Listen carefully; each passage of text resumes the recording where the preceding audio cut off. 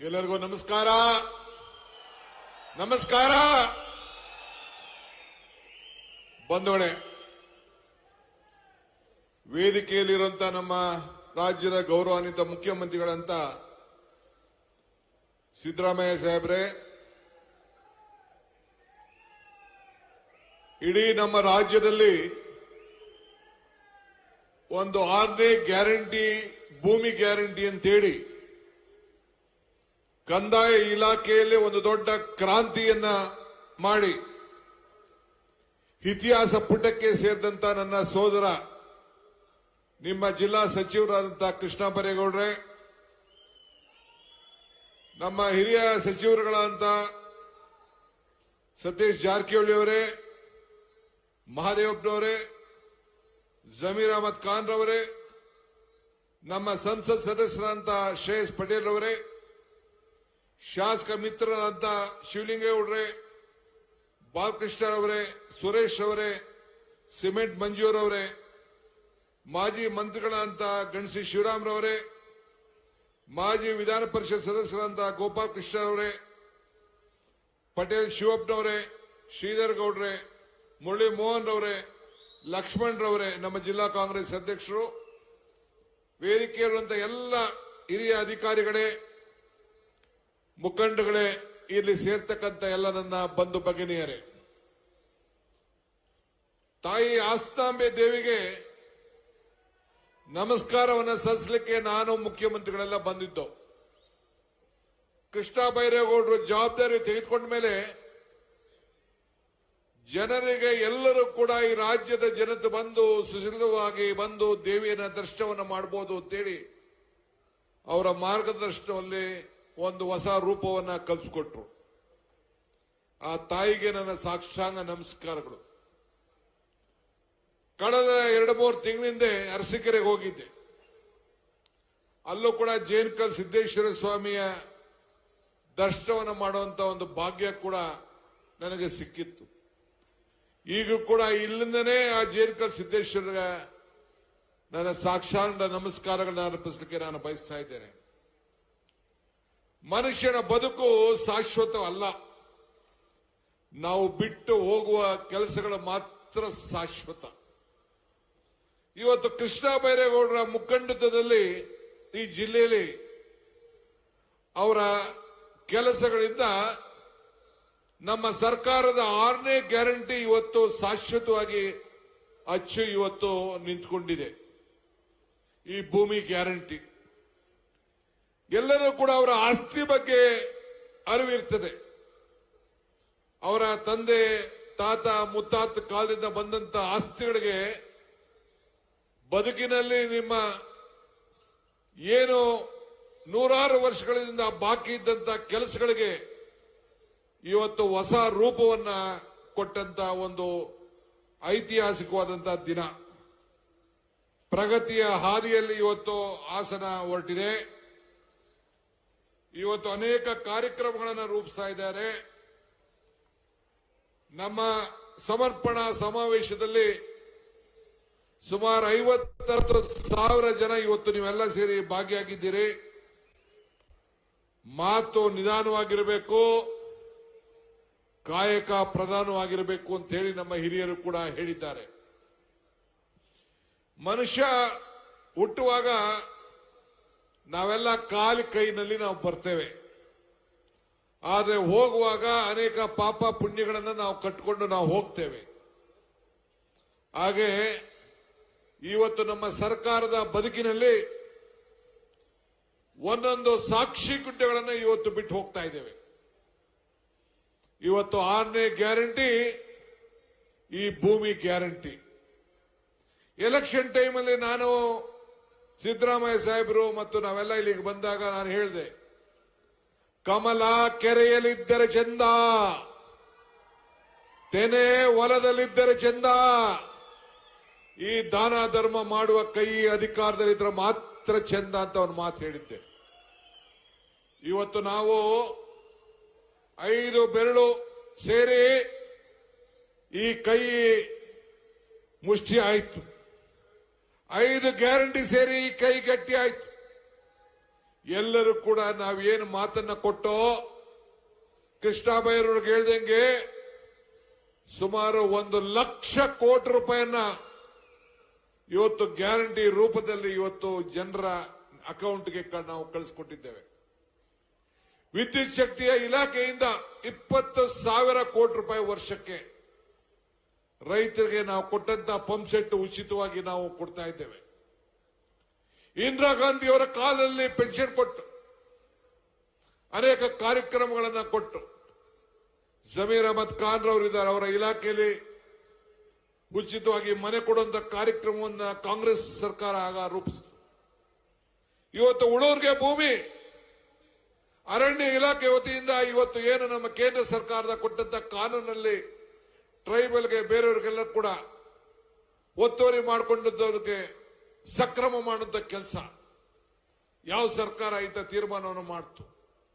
ಇವತ್ತು ಏನಾದ್ರು ಈ ಸರ್ಕಾರಗಳನ್ನು ನಾವು ಮಾಡಿದ್ದೇವೆ ಅಂತ ಹೇಳಿದ್ರೆ UPA ಸರ್ಕಾರ ಮತ್ತು ಕೇಂದ್ರ ಸರ್ಕಾರದಲ್ಲಿ ಕಾಂಗ್ರೆಸ್ ಸರ್ಕಾರ ಮತ್ತು ಕರ್ನಾಟಕ ರಾಜ್ಯದಲ್ಲಿ ಕಾಂಗ್ರೆಸ್ ಸರ್ಕಾರ ಇದ್ದಂತ ಸಂದರ್ಭದಲ್ಲಿ ಇಂಥ ಗ್ಯಾರಂಟಿಗಳನ್ನು ಕೊಟ್ಟು ಉಳುವರಿಗೆ ಭೂಮಿ ಕೊಡುವಂತ ಕೆಲಸವನ್ನು ನಾವು ಮಾಡ್ಕೊಂಡು ನಾವು ಬಂದಿದ್ದೇವೆ.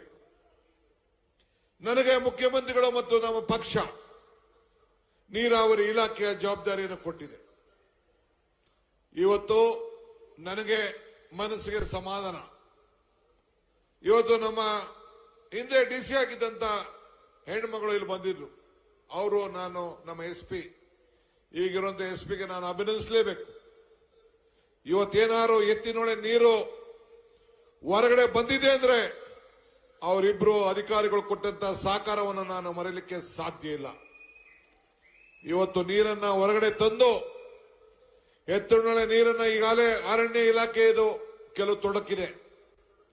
ಅದಾದ ಮೇಲೆ ಆ ಕೇಂದ್ರ ಸರ್ಕಾರದವರು ಪರ್ಮಿಷನ್ ಕೊಟ್ಟ 3-4 ತಿಂಗಳಲ್ಲಿ ತುಮಕೂರುವರೆಗೂ ಈ ಎತ್ತಿನೊಳೆ ನೀರನ್ನ ಒದಗಿಸುವಂತ ಕೆಲಸವನ್ನ ಈ DK ಶಿವಕುಮಾರ್ ಮಾಡ್ತಾರೆ ಅನ್ನೋ ಮಾತನ್ನ ಈ ಸಂದರ್ಭದಲ್ಲಿ ಹೇಳಲಿಕ್ಕೆ ನಾನು ಬಯಸ್ತೇನೆ.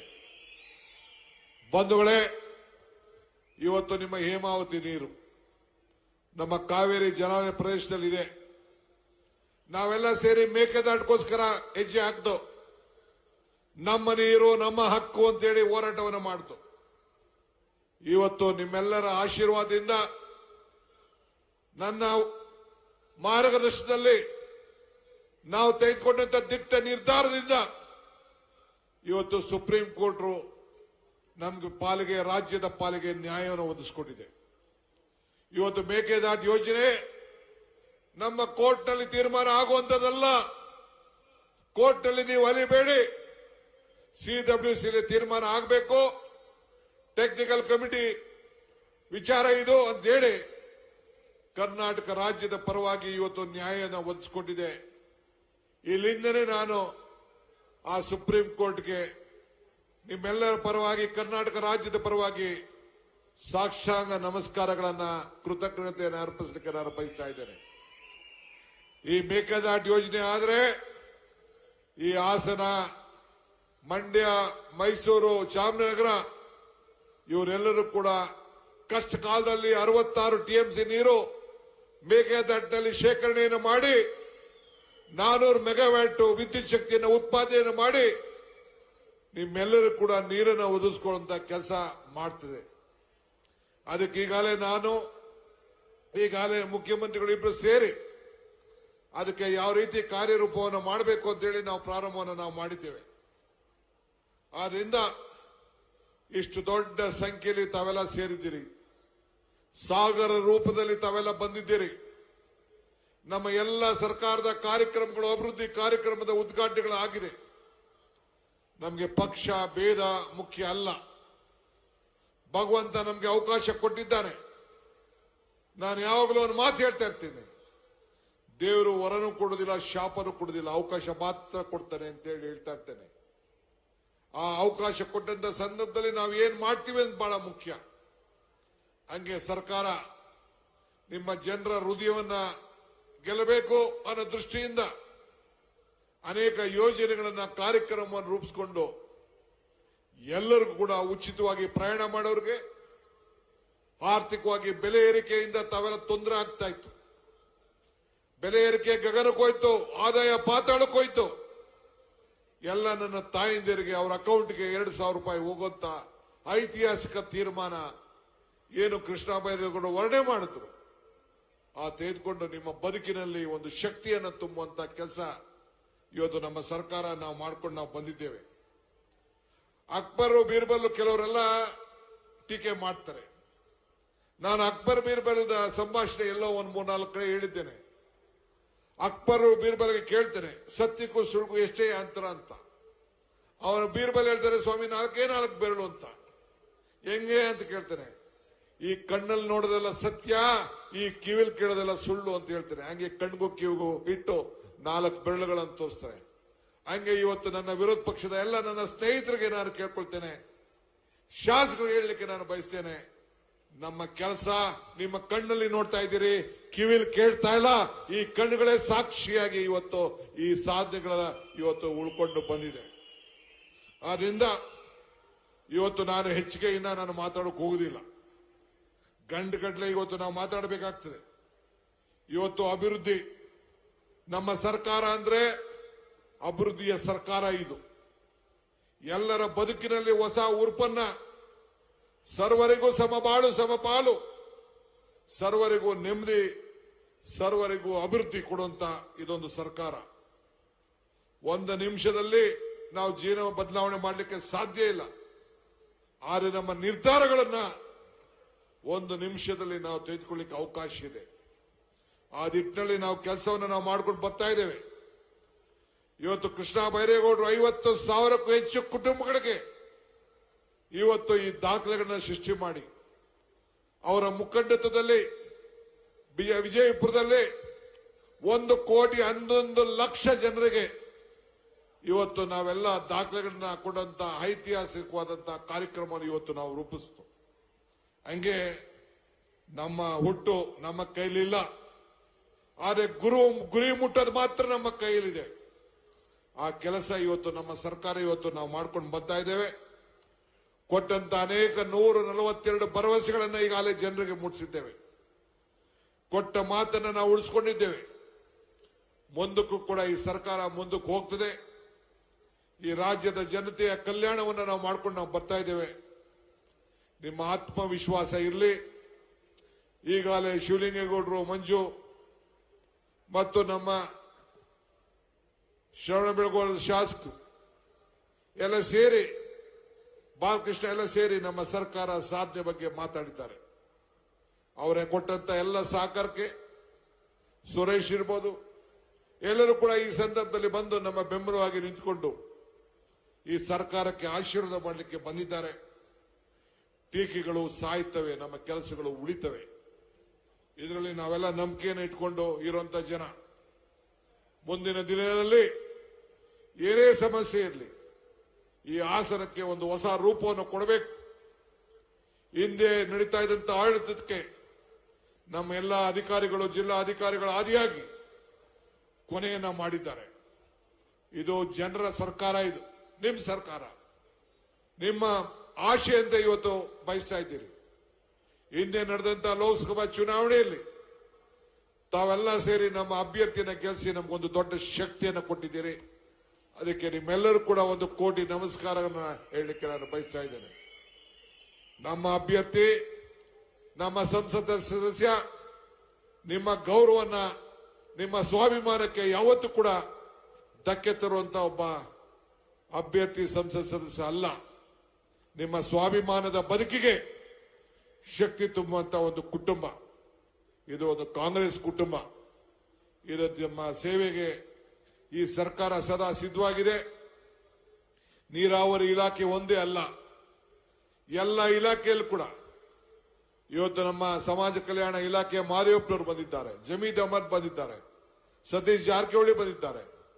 ಅವರೆಲ್ಲರೂ ಕೂಡ ನಾವೆಲ್ಲ ಬಂದಿರೋದು ನಿಮ್ಮ ಕೈಯನ್ನು ಬಲಪಡಿಸಬೇಕು, ನಿಮ್ಮ ಪರವಾಗಿದ್ದೇವೆ, ವೇದಿಕೆಯಲ್ಲಿರುವಂತಹ ಎಲ್ಲ ನಮ್ಮ ಮುಖಂಡರುಗಳ ಜೊತೆಯಲ್ಲಿ ಇದ್ದೇವೆ ಅಂತ ಹೇಳಲಿಕ್ಕೆ ನಾವಿಲ್ಲಿಗೆ ಬಂದಿದ್ದೇವೆ.